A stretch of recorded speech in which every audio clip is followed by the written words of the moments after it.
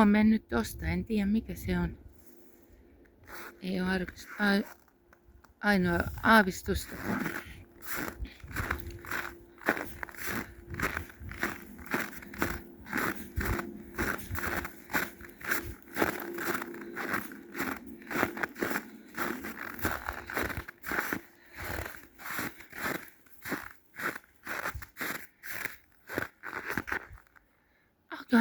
Auto hämöttää jo tuolla alhaalla.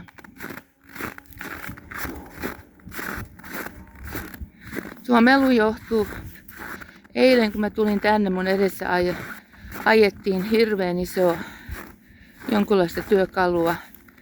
Ilmeisesti lähinnä vetää puut juurineen alas, ylös maasta. Mä ajan sitä ohi katsoa. Se on se toinen tontti, mikä tässä lähellä on. Mutta sitä ei kyllä tänne näy, vaikka se on meidän rajatontti.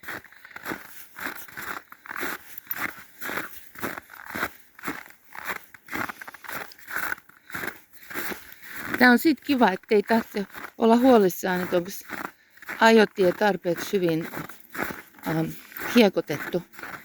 Tää on vaan tämmönen kävelytie. Lumi on pakkaantunut ja pysynyt kylmänä, niin tää pinta on aika kova, niin tässä on melko helppo kävely.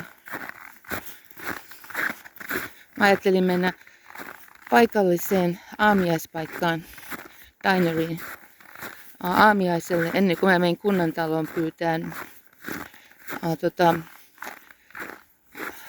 mikä se on, kaatopaikkalupa, jonkunlainen tarra varmaan.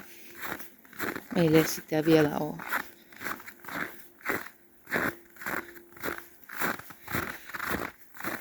Tuossa vieressä näkyy noita jälkiä, mitkä on tuosta mun niin sanotusta cargo sled tavarapulkasta. Eli se on vähän isompi ja tukevampi kuin tavalliset pulkat.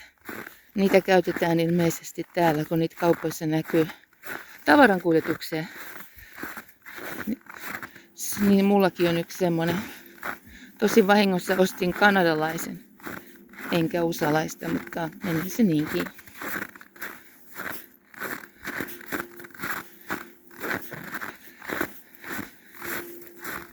Autossa on Nokian talvirenkaat, nastotetut talvirenkaat. Ne on kyllä ollut hirveän hyvät.